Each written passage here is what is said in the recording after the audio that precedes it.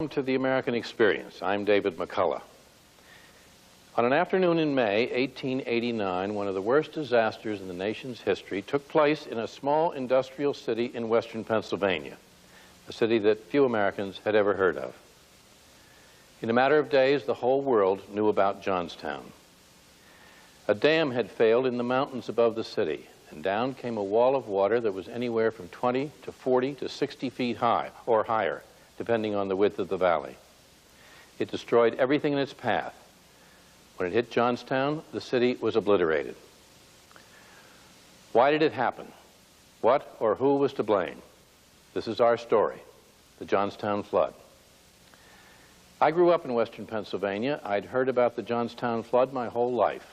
As children, we used to shout, "Run for the hills, the dam is busted," little knowing what real terror is in those words. It wasn't until years later, when I was at the Library of Congress one day and saw a set of old photographs of the disaster, that I came to realize what a horrible event it really had been. I wanted to know more. I read one old book, then another.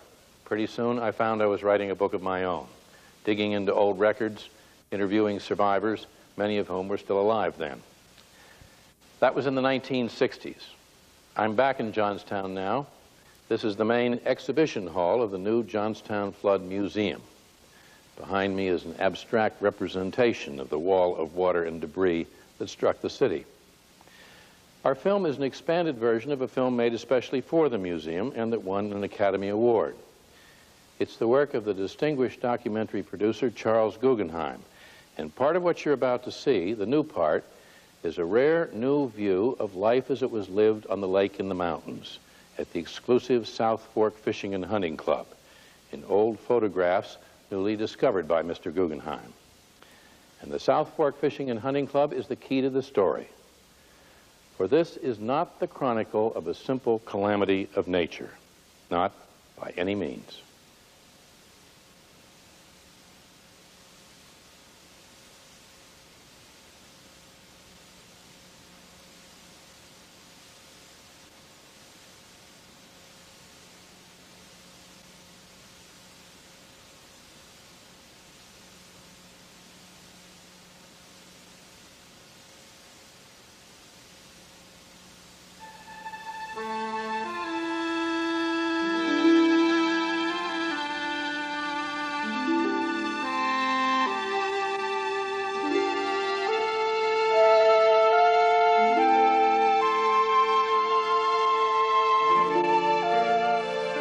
Since the beginning of time, the Little Conemaugh flowed from the forests of the Alleghenies to the valley below, its journey uninterrupted until the coming of man.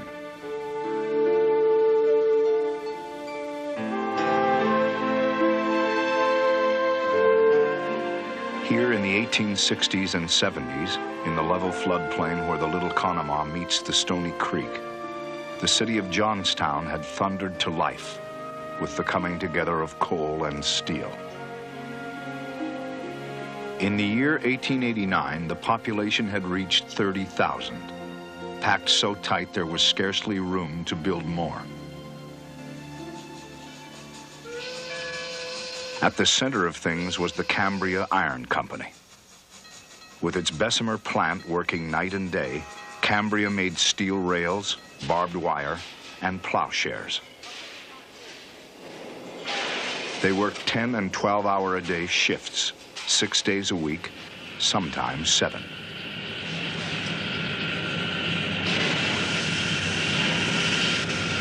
The valley was full of smoke, and the city glowed 24 hours a day with the fires of progress. Cambria alone employed 7,000 men, and at $1.50 a day, a person was doing well. Compared with other industrial towns, the leaders in Johnstown were progressive, even paternalistic.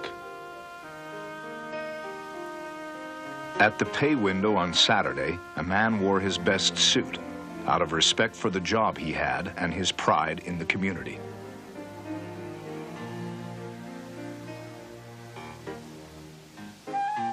As towns went, Johnstown was a good place to plan a future and raise a family.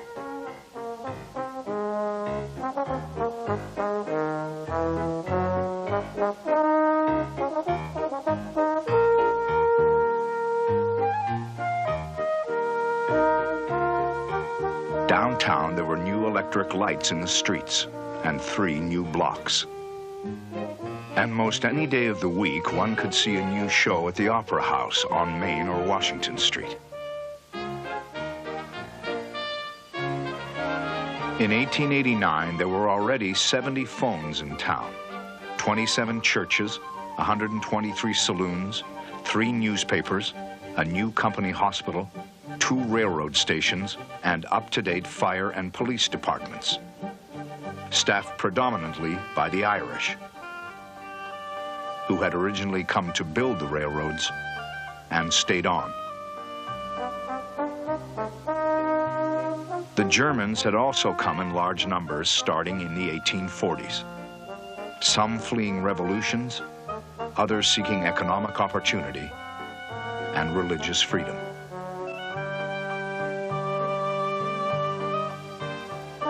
The vast majority were either Irish, Scotch-Irish, Cornish, German, or Welsh, with the Germans and the Welsh outnumbering all the rest. Together, they had established a thriving mercantile community, filling their stores with the latest goods brought in on the main line from Chicago, Pittsburgh, and Philadelphia. In the spring of 1889, there was little on the main street of Johnstown that would give rise to speculation there was a life anywhere else.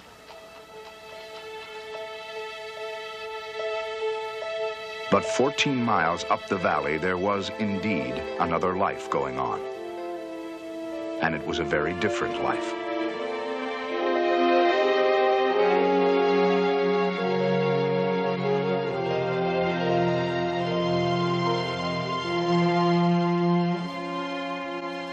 It was known by the 61 members from Pittsburgh who were invited to join as the South Fork Fishing and Hunting Club. But to everyone else, the place was largely a mystery. Its summer homes and outbuildings half hidden beyond the shoreline.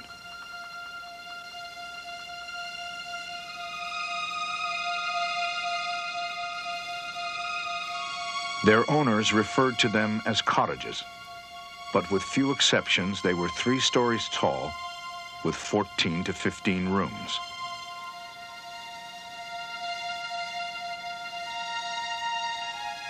Overlooking the boathouses, their deep porches and generous windows commanded a splendid view of the mountain lake.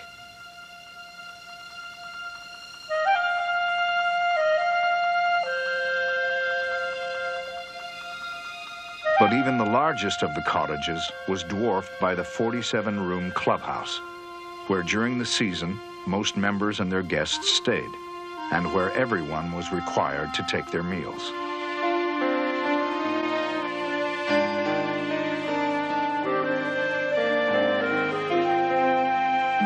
Here on weekends and during the summer months, they spent time together away from Pittsburgh. Here in the gentle woods, even the very hottest days were comfortable under the big trees. Here, young men and women could stroll and boat with those of their own kind. Here, protected by the privacy of their land, they were free from the intrusions of the outside world, interrupted only by those who worked the grounds and maintained the dam.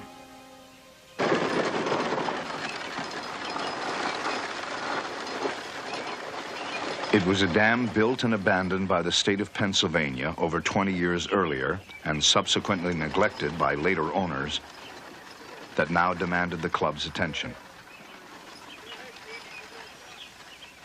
Its previous owners had taken little interest in making it safe.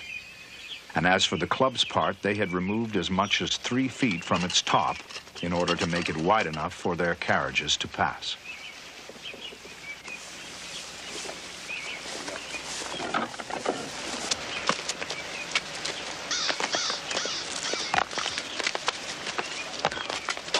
Considering the problems at the dam more bothersome than alarming, the club engaged in periodic maintenance, filling leaks and weak points with mud, rocks, brush, and manure. Of most concern was the spillway. It was now only 4 feet lower than the top of the dam, creating the possibility that a heavy rain could overfill the spillway and cause water to crest over the dam's weakest point, the center.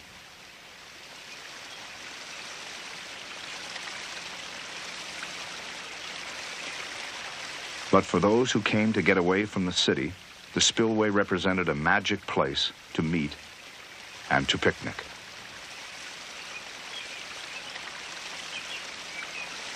No one found this place more enchanting than the Clark family.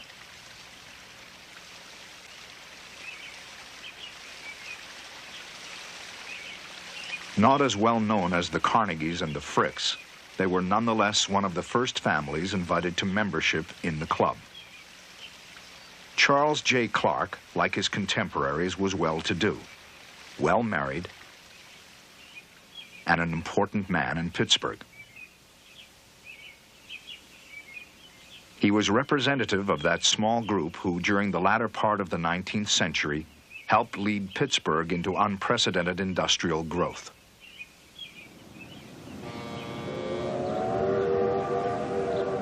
Clark himself was in the transportation business, riding the wave of prosperity brought about by the ascendance of coal and steel.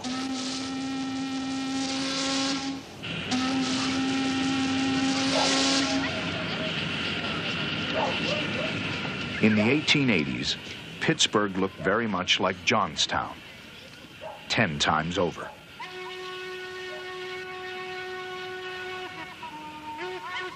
Here, too, the workers lived on the side of the hill and could name the men who ran things in the valley.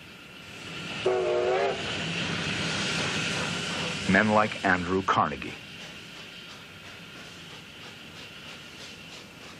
Carnegie had emerged from Pittsburgh's slag town to become one of the richest men in the world and a member of the South Fork Fishing and Hunting Club. Also, there was club member Henry Clay Frick, the great Coke King, solitary and humorless. He was, at 40, considered the most important man in Pittsburgh. And Henry Phipps, no risk-taker, but a genius with figures who worked alongside Carnegie and Frick and attached his future to theirs. And the quiet, frail-looking Andrew Mellon, who in his 30s was already financing the enterprises of the most important names in Pittsburgh.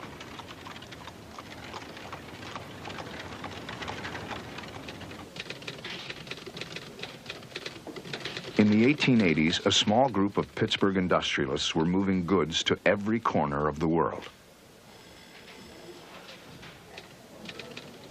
The man in charge of moving things was Robert Pitcairn, a childhood friend of Carnegie's, and like him, a member of the South Fork Fishing and Hunting Club.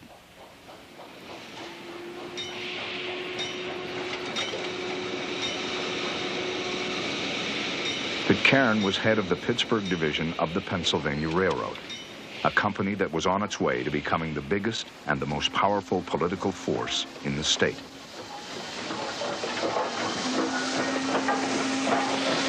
The railroad did business with nearly everybody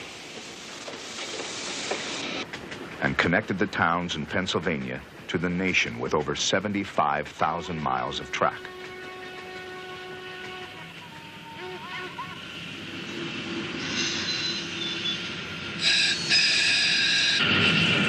Like Pitcairn's railroad, the great industrial fortunes of Pittsburgh were tied together by steel and the products made from it.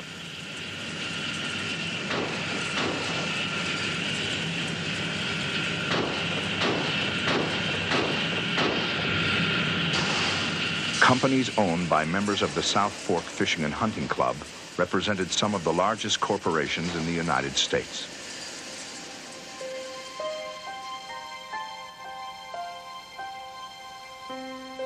Fortunes flowing from this success were represented in the homes now going up on Pittsburgh's east side. Pitcairn had built himself a 50-room mansion with room to house a staff of 12. Charles Clark's Victorian estate was named Alicia, with a greenhouse as large as the house itself. Henry Clay Frick's residence was predictably called Clayton. Lawyer Philander Knox's home, though less ostentatious, was strategically located next to his client's.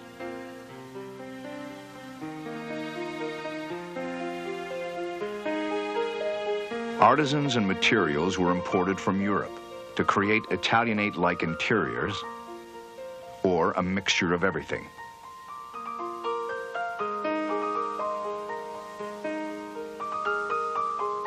Social gatherings flowed effortlessly from mansion to mansion.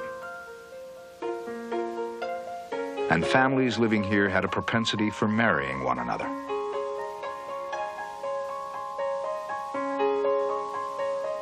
It wasn't until the latter part of the century that they were inclined to explore the possibility that life in other places might be as interesting as their own.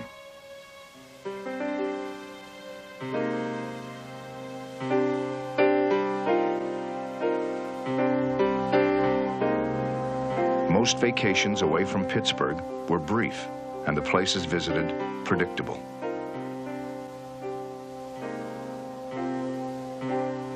But few summers went by without putting time aside for the mountains near Pittsburgh.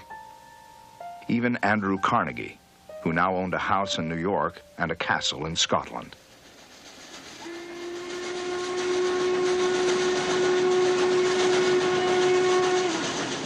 Out of Pittsburgh they came, leaving behind a world they had the luxury to escape.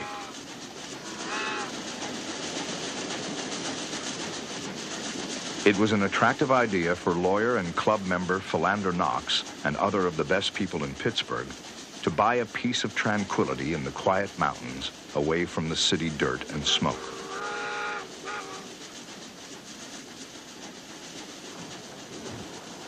It probably escaped him, as it did others, that he and his clients had bought shares in a lake and a dam in which problems lay below the surface. The dam had already failed once, and a previous owner had sold the discharge pipes for scrap. It was now impossible to relieve the pressure on the dam or to drain the lake for repairs.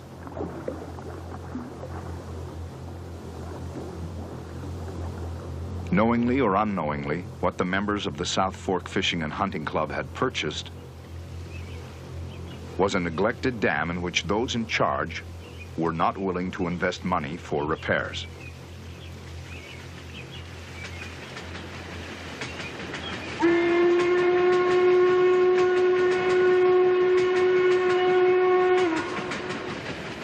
Traveling to South Fork demanded less than a 2-hour train ride from Pittsburgh. For members, a weekend there was not out of the question.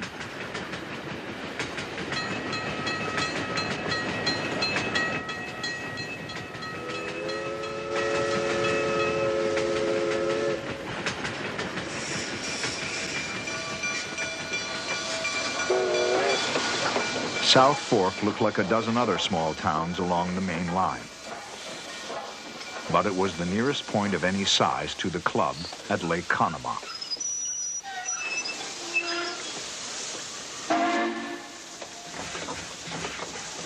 While engines took on water and coal, members of the club left the train and were met by carriages for a 2.5-mile trip up the mountain road.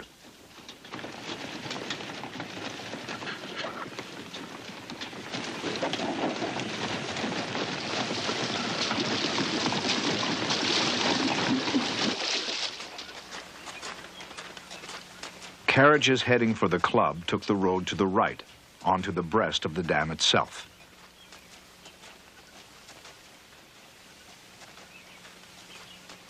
It was a trip that some members took with more than passing interest. Robert Pitcairn, for instance, on one visit asked Benjamin Ruff, the president of the club who had purchased the dam and sold shares in it, to join him to discuss.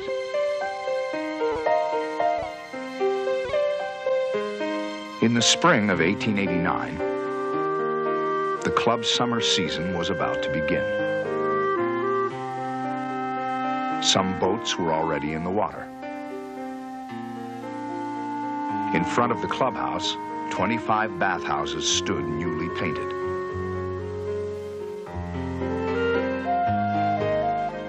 Early arrivals gathered to watch the annual launching of the fleet.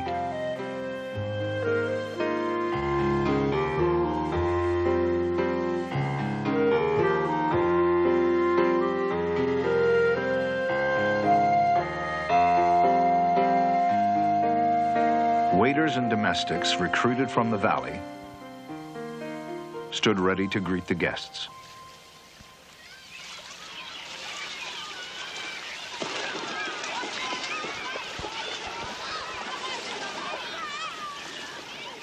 As the children of the club's employees looked on, the young men and women up from Pittsburgh filled their days in ways the locals found endlessly fascinating.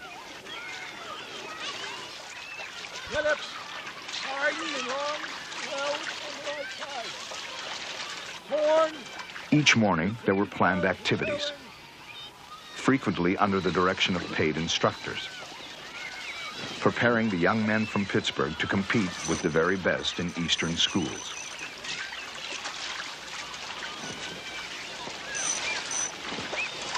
On a bright, breezy day, 50 sails could be seen on the water.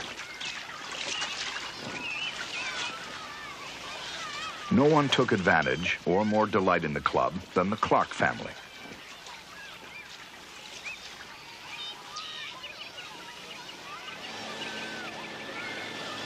Their son, Lewis, had invented in Pittsburgh and introduced at the lake a battery-powered catamaran of his own design. It was complete with searchlight and sailor suit.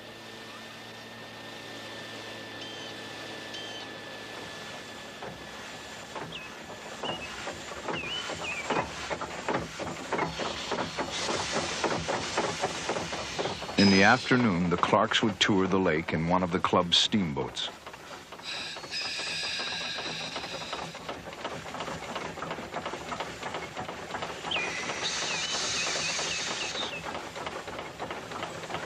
Young Lewis Clark, besides being an accomplished inventor, was a gifted amateur photographer who, with a camera of his own design, recorded the only extant pictures of life on the lake.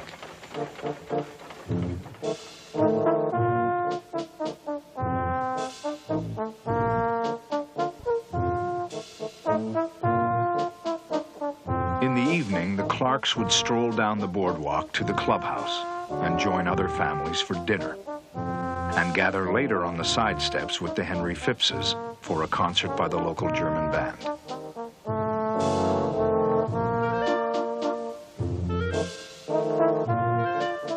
It was a perfect setting for sons and daughters of the best families of Pittsburgh to get to know one another.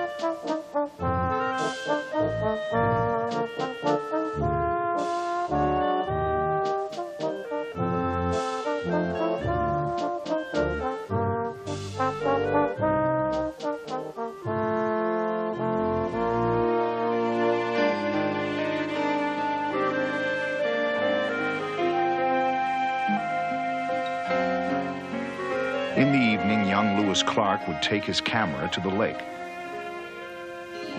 and impress the young ladies with his sense of composition and light.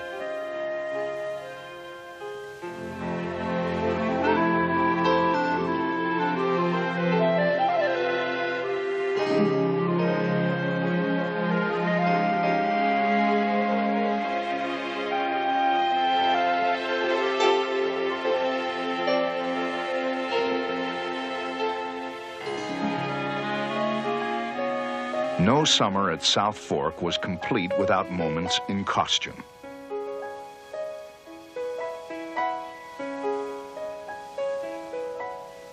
The remoteness had a way of exciting fantasies. a fondness of depicting lives in simpler times.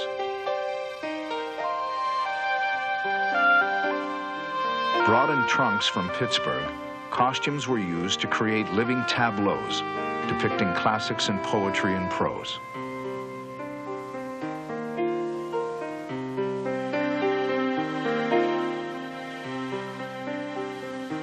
But exploring the far reaches of the lake remained the favorite pastime.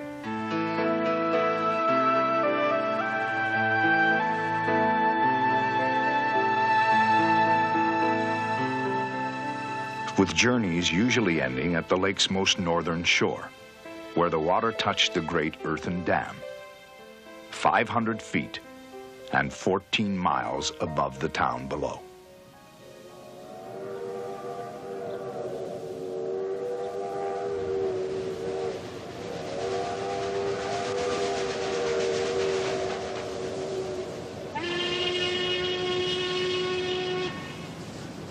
People living in Johnstown knew very little about what kind of life was going on up on the mountain. A few had ventured up and near the lake to hunt and fish, and had been turned away.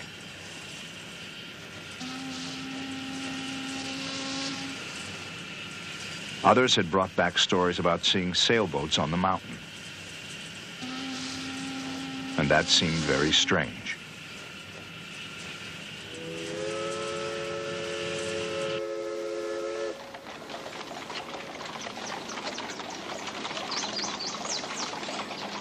But there was one man in Johnstown who considered the dam and lake far more than a mystery. As head of the Cambria Iron Works, Daniel J. Morrell was by far the most important man in town. He had successfully placed Johnstown in the forefront of steelmaking, even before Pittsburgh had a mill.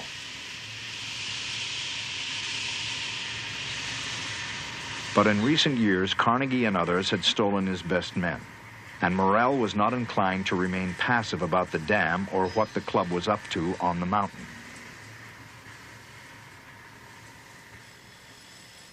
In the fall of 1880, he wrote a letter to club president B.F. Ruff, requesting that he be allowed to send his people to the dam to make a critical inspection.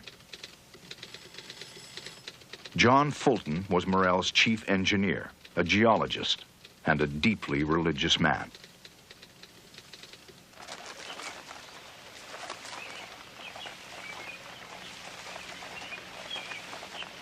Fulton arrived at the dam to have a meeting with Ruff and to see for himself.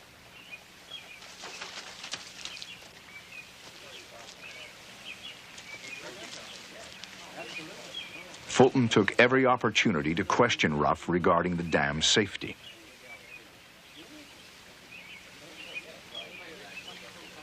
Fulton confirmed that the damage to the dam's base created by the removal of the discharge pipes had never been dealt with. He pointed out that the leaks Ruff discounted as being the product of spring water were in fact coming from the lake itself. He also saw evidence that high water had begun to make a cut on the dam's west side. Ruff avoided telling Fulton that the club had lowered the dam and had compromised the spillway by installing fish screens at the mouth to keep the game fish from escaping.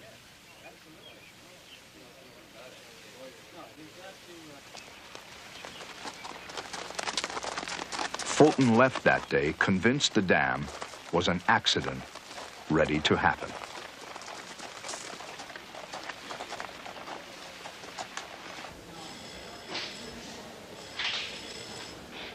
Morrell read Fulton's assessment and passed it directly on to Ruff at South Fork, proposing to share the cost of repairs.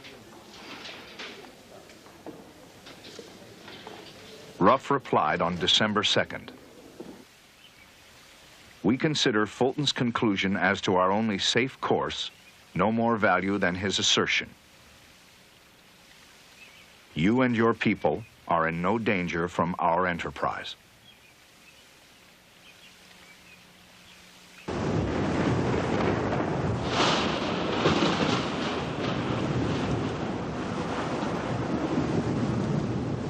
It started on May 28th somewhere over Kansas and Nebraska. And within 24 hours, it had reached the already rain-soaked slopes of the Alleghenies.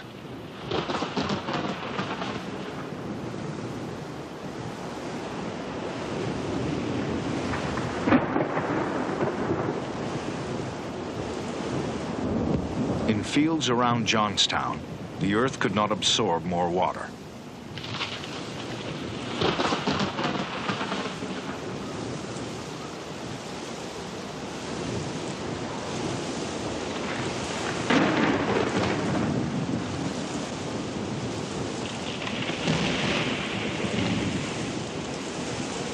At Lake Conemaugh, 8 inches had fallen.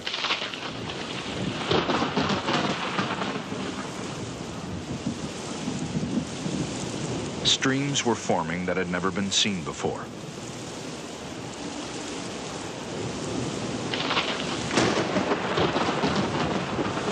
Rivers were rising at better than a foot an hour.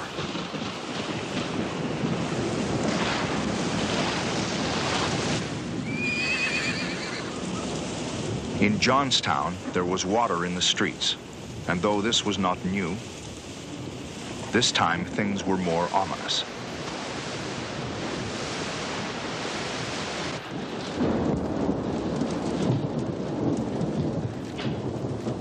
That morning, George T. Swank, the editor and proprietor of the Johnstown Tribune, worked on his journal. He had seen Johnstown underwater before, but nothing like this. From his second-story office window, he had observed people being rescued in boats and livestock being swept down the street by a current, which had turned the streets into rivers.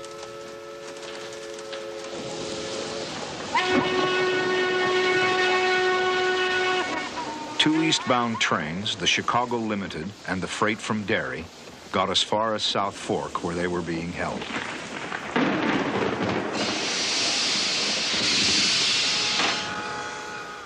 Word came down that there was trouble at Lily. Bear Run had risen more than 6 feet and washed out a quarter-mile of track.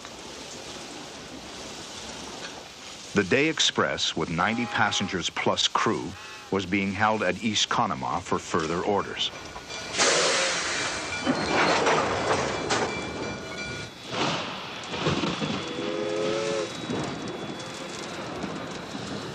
Nothing now could move either east or west.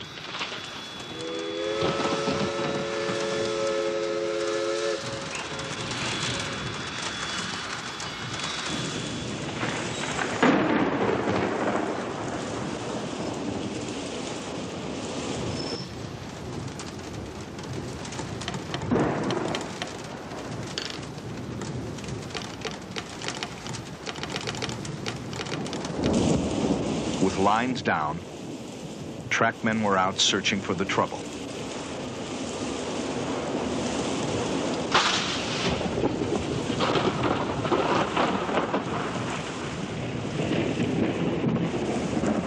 When Club Superintendent Elias Unger awoke that morning, he saw that the lake had risen almost 2 feet overnight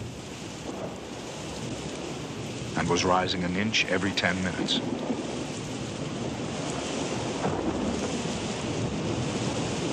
Unger had special reasons to be concerned. He had recently been named the club's general manager and had taken part in the inspection visits of both Pitcairn and Fulton.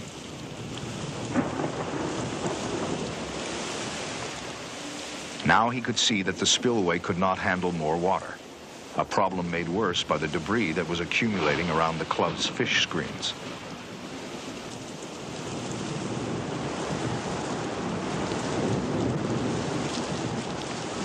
Unger saw other problems. Old wounds were reopening.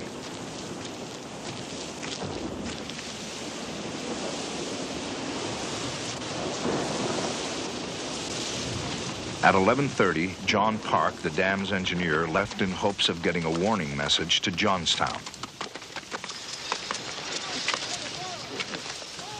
In the meantime, Unger had gathered a crew. He was attempting to free the spillway and to raise the top of the dam.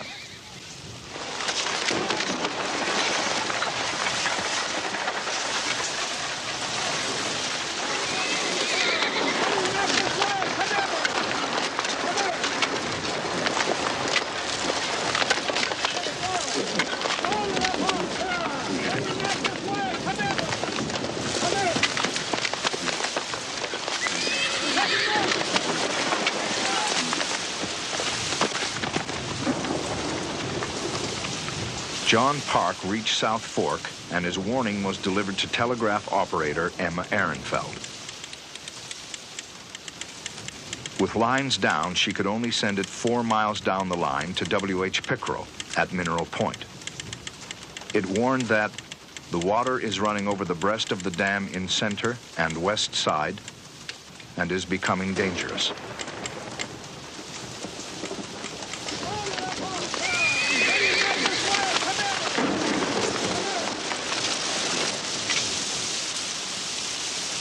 At Mineral Point, Pickerel had found a passing trackman to deliver the message to the AO Tower, 1.5 miles down the track.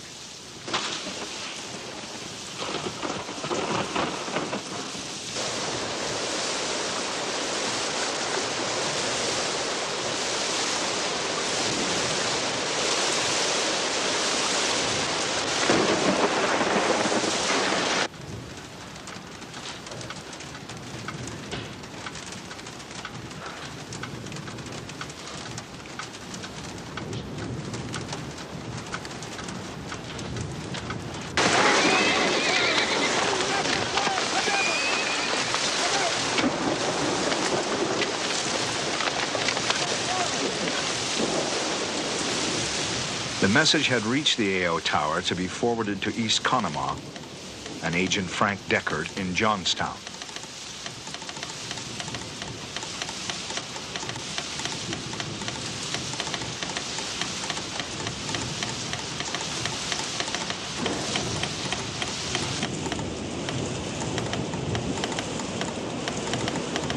Deckard's message now went down to Robert Pitcairn, addressed to his office in Pittsburgh.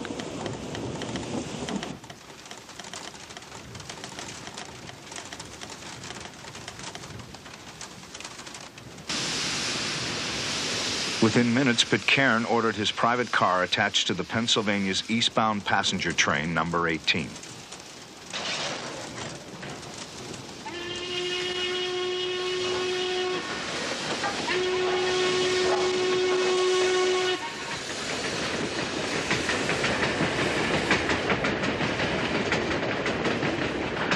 Heading towards Johnstown, Pitcairn saw along the right-of-way evidence confirming his worst fears.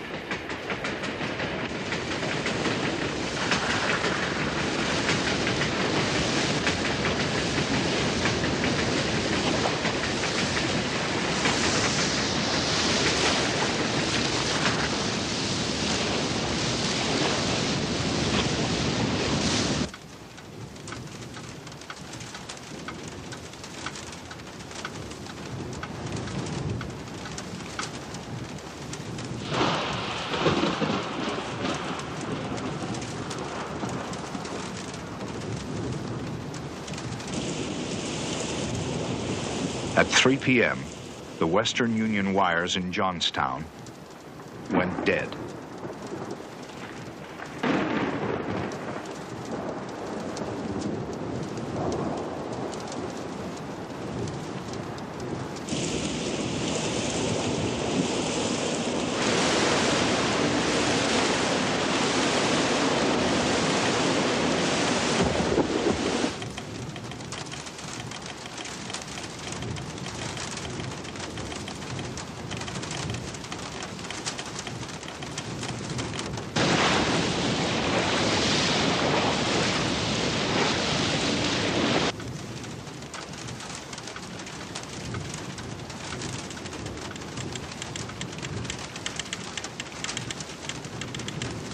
The time was 3:10 p.m., May 31st, 1889.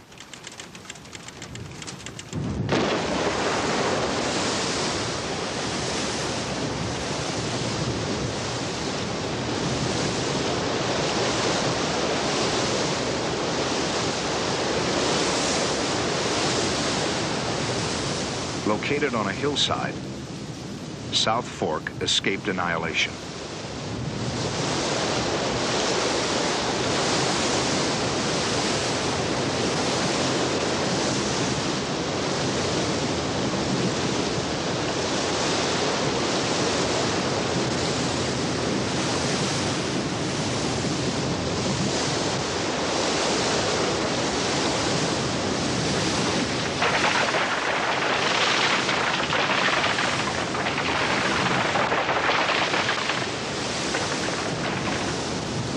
A mile away lay the railroad viaduct.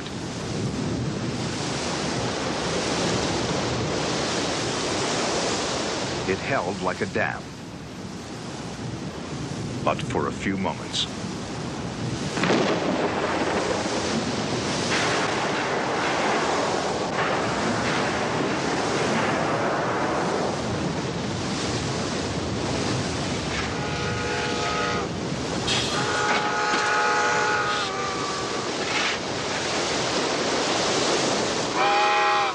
Engineer John Hess, escaping the water before him, ran backward using his whistle to warn the people of East Conemaugh.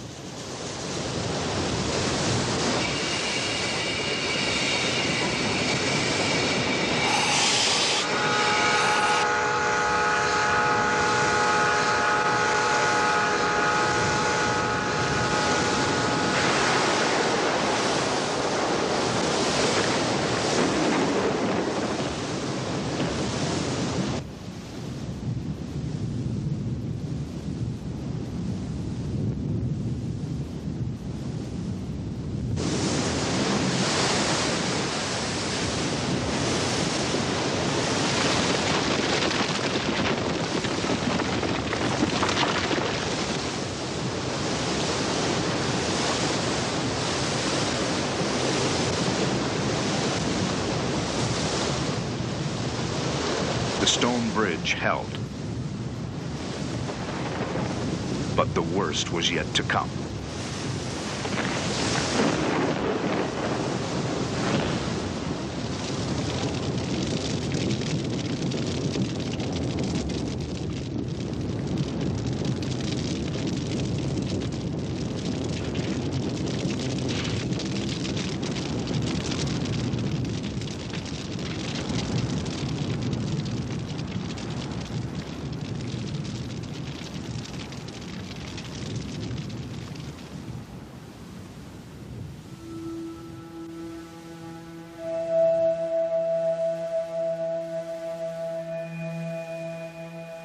Within a period of 10 minutes, the center of the city had been swept away. 2,200 men, women, and children were dead.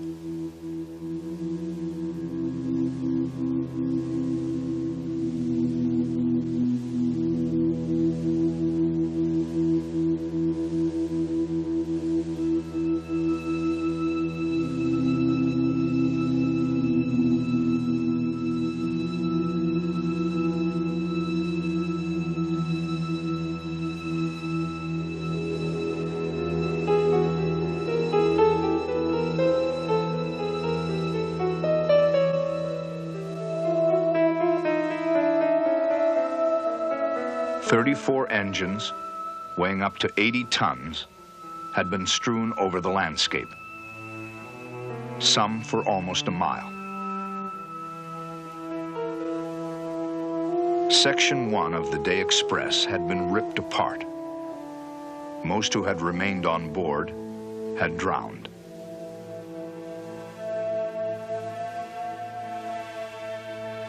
In the second section, the only fatalities were those that had made a run for it.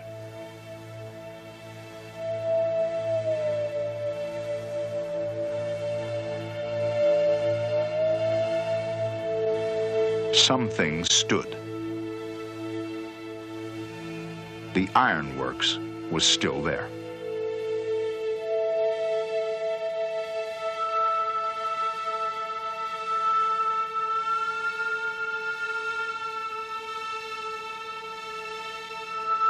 Then slowly, the living emerged from the ruins.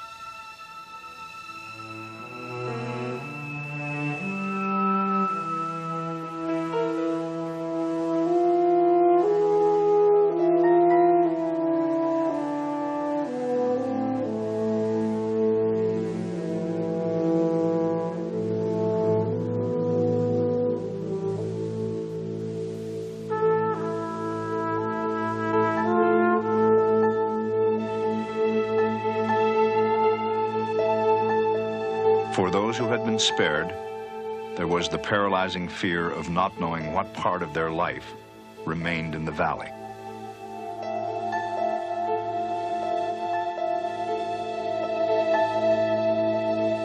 At the stone bridge, it had been a night of indescribable horrors. Oil tanks had ruptured and caught fire. The smell of burning flesh hung among the wreckage. 500 people had been driven into the bridge and the burning heap. Thousands buried in the mud. 1 out of every 3 bodies found would never be identified.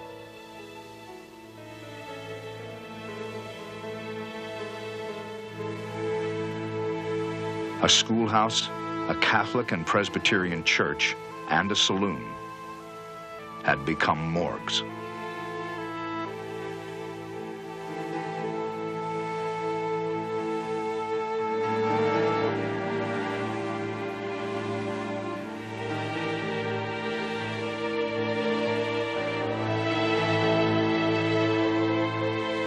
The living came together. Men asking of wives, women asking of husbands, children seeking mothers and fathers.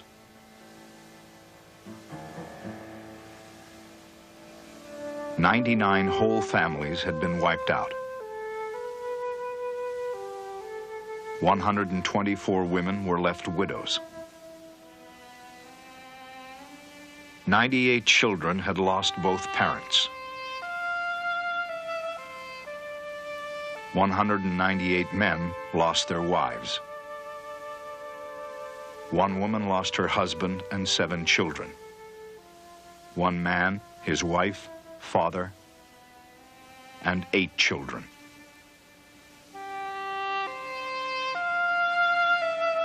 Now some were leaving,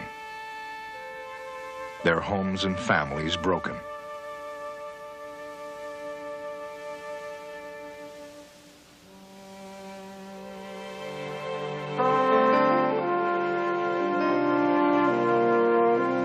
But most were determined to stay.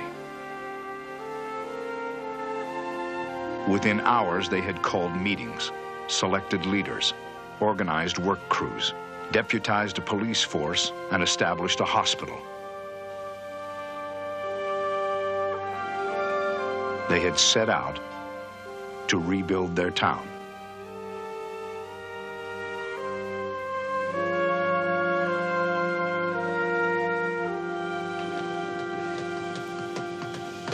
A witness to the devastation, Pitcairn had ordered the railroad to send thousands of men and tons of machinery to Johnstown. Working 7 days and nights, his crews replaced the great stone viaduct that had disappeared only a few days earlier.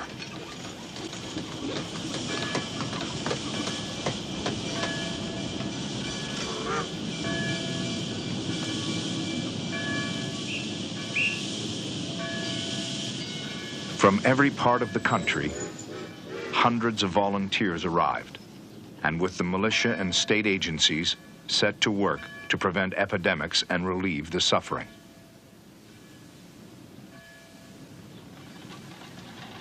A nation paralyzed by the news sent thousands of messages offering help. Thousands more sought the whereabouts of the living and the dead.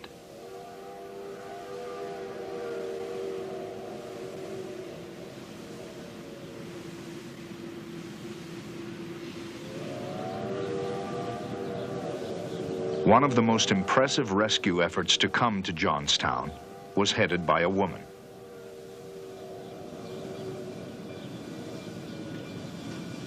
Arriving 5 days after the flood, Clara Barton, competitive, persistent, never left Johnstown for 5 months.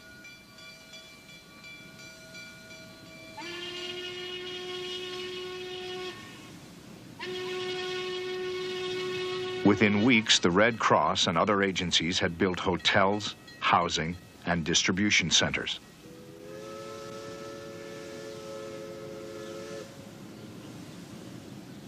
In addition to over $3 million in cash, People donated mattresses, hair combs, pillows, tables, chairs, tents, cook stoves,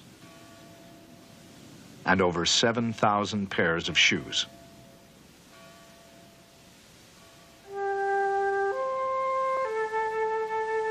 But most remarkable was the people themselves. Within days, they had reported for work, fired the furnaces, and set the lathes going again.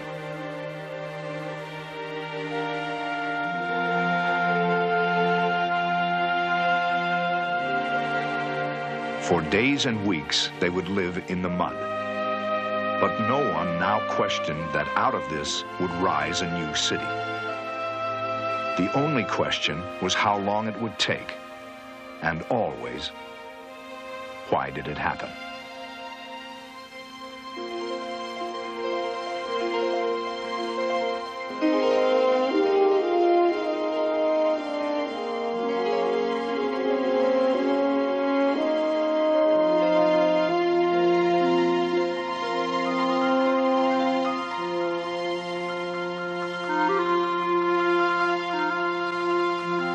They were gone, and they would not return.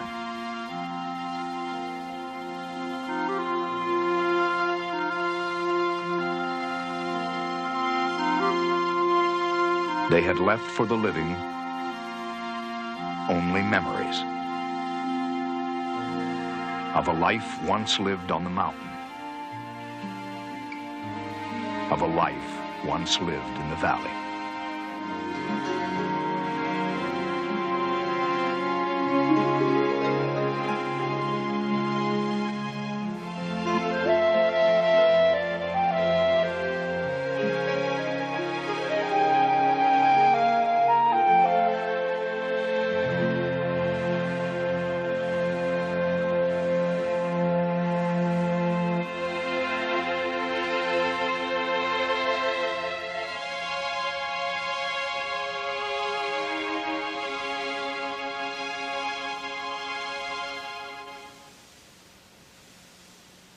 The lesson of the Johnstown flood is this: it's a great mistake, possibly even perilous, ever to assume that because people are in positions of responsibility, they are therefore behaving responsibly. Only Daniel J. Morrell of Cambria Iron had raised questions about the safety of the dam. But by 1889, Morrell was dead.